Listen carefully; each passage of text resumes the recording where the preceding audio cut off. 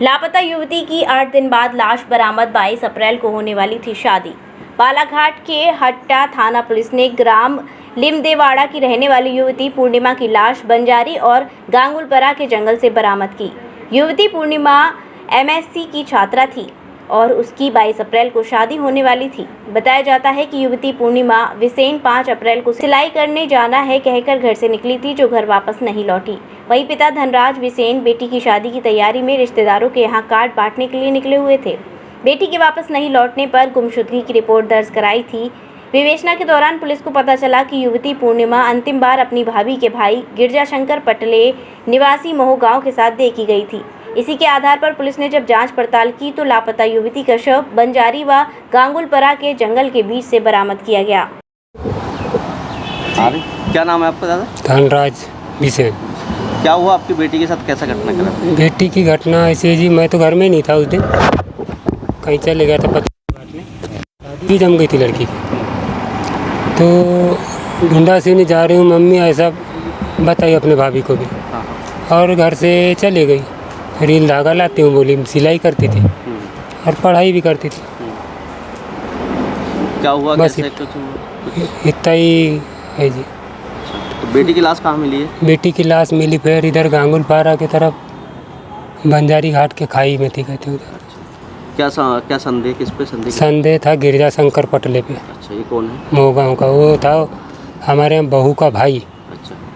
और ये आते जाते रहता था वो, और तो, पक्का था इस पे। अच्छा, उसने की हत्या? हाँ, उसी ने किया हत्या। लड़की का क्या नाम है? लड़की का नाम पूर्णिमा विसेन। क्या उम्र थी उनकी? 23 साल की, 22-23 साल की थी। कौन सी कक्षा में पढ़ती थी? एमएससी रनिंग थी, आज पेपर दी थी। अभी शादी वगैरह होने वाली थी? शादी जुड़ गई थी साहब, अभी 22 तारीख की शादी थी उसकी। तो उसी ने किया है आपके, मतलब बहू के भाई ने? हाँ जी। इनके बीच में कोई संबंध रखे, इनका प्रेम संबंध रखे थे उनने, पर उसमें हमने बोले पूछे तो ऐसा कुछ नहीं है, हमारा कुछ नहीं है, आप कहीं भी शादी जोड़ सकते हो, ऐसा बोले उनने। तो हमने कहा ठीक है, पर कुछ बुलाना मत रे भाऊ पितरा, ऐसा बोले थे समझा के उनके पिताजी को, उनके एक मालपा को, और वो भैया आया था उसको भी, लड़के को उनके, ऐसा कुछ मत। देने तैयार थे उसके? हाँ, दे देते जी। वो हमारे घर आके बैठ जाते कि हमको मंगना ही है इस लड़की को, तो हम देने को बिल्कुल स्वीकार थे, तैयार थे। क्या नाम है आपका? मेरा नाम धनराज विसेन।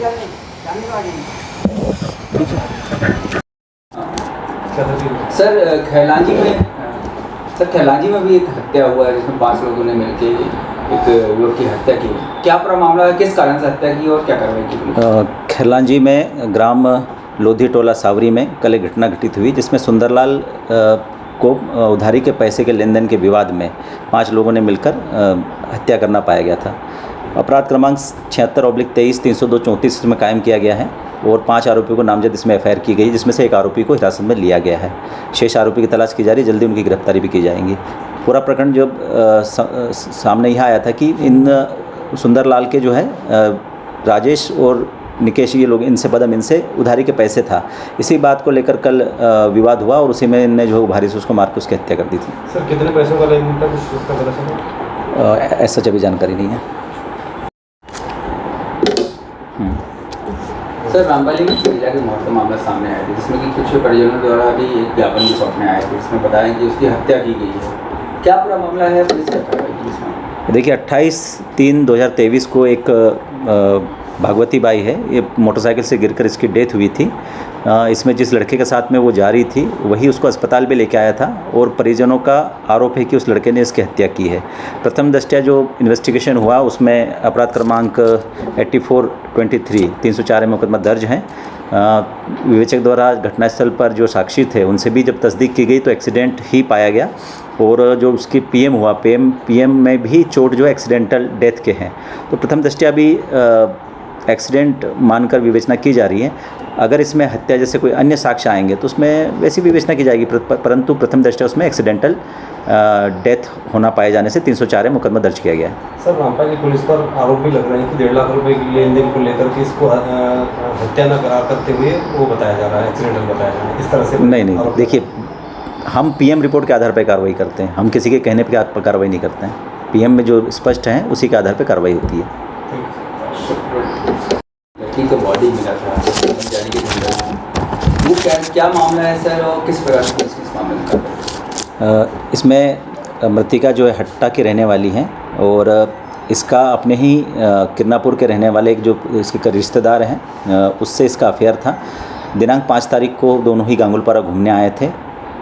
गांगुलपारा में जब लड़की की चूँकि 21 तारीख को शादी थी, तो शादी का जब लड़की ने दबाव बनाया कि मैं आपसे ही शादी करूंगी, लड़के के द्वारा ये कहा गया कि चूँकि दोनों ही एक ही समाज को बिलोंग करते हैं और रिश्तेदारी में भी आते हैं, तो उसने शादी से इनकार किया कि मैं शादी नहीं कर पाऊंगा। इसी बीच दोनों के बीच में वारदात झगड़ा हुआ और लड़के ने लड़की के दुपट्टे से गला घोंटकर उसकी हत्या कर बॉडी को वहीं छुपा दिया। परिजन द्वारा दिनांक 6 तारीख को इसकी गुमशुदगी दर्ज थाना हट्टा में दर्ज कराई गई थी। जब सारी समग्र प्रकरण को ध्यान में रखकर विवेचना की गई, बारीकी से हर बिंदु पर जाँच की गई और जब ये मुखबिर से पता चला कि गिरजा शंकर जो एक आरोपी है इसमें, उसकी इस लड़के से बातचीत होती है, जब उसकी CDR निकाली गई, CDR में दोनों की बातचीत होना और दोनों की लोकेशन गांगुलपारा आना पाए जाने पर जब इससे सख्ती से पूछताछ की तो इसने हत्या करना कबूला और कल दिनांक को इसकी लाश बरामद की गई है। क्या लगता है सर गिरफ्तारी हो गई थी? अभी मुकदमा दर्ज है, आरोपी हिरासत में।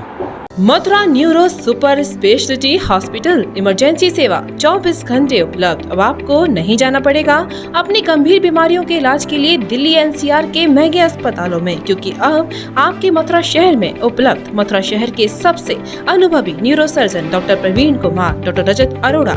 Mathura neuro super speciality hospital, Radhika Vihar, NH2 near मंडी चौराहा, मथुरा।